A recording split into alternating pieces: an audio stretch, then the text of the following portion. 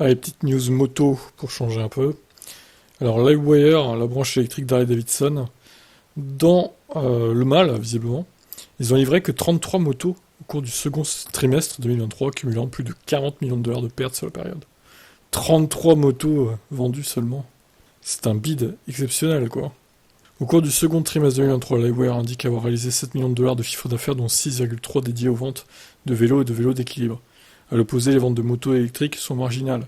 Sur la période, le constructeur précise avoir livré 33 exemplaires de Livewire One, des chiffres bien en deçà des résultats du californien Zero Motorcycles, qui est un peu le Tesla de la moto, finalement.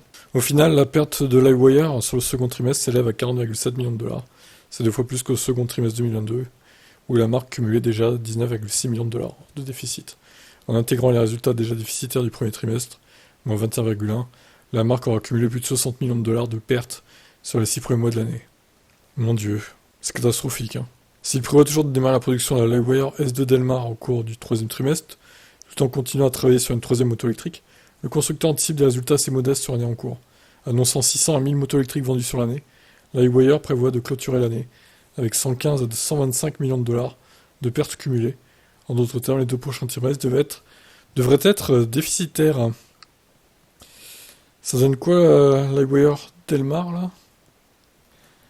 En France, elle est commercialisée à 20 190 €.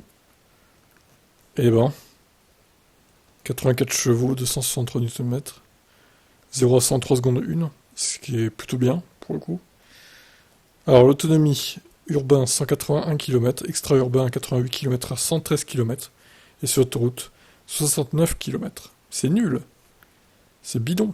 Il y a une batterie de 10,5 kWh, soit environ 50% de moins que la Livewire One. Ah oui. Et elle est 5290 € moins chère que la One. En comparaison, la concurrence propose également des modèles de moto électriques compétitives, comme la Zero SRF, actuellement en vente à 22 290 au lieu de 25 790, ou encore l'Energica Eva Rebel, vendue en version standard à 29 440 €. Ouais, mais la Zero SRF, elle a plus d'autonomie du coup. Eh oui. Et oui, c'est QFD. Donc tout ça pour dire que Livewire, soit il va falloir qu'ils augmentent l'autonomie, soit il va falloir qu'ils baissent encore leur prix. Je sais pas ce qu'ils vont faire, mais c'est très mal parti en tout cas pour cette marque d'Harley-Davidson, même si les vélos ont l'air de plutôt bien marcher, les motos, c'est un four. Je vous laisse commenter.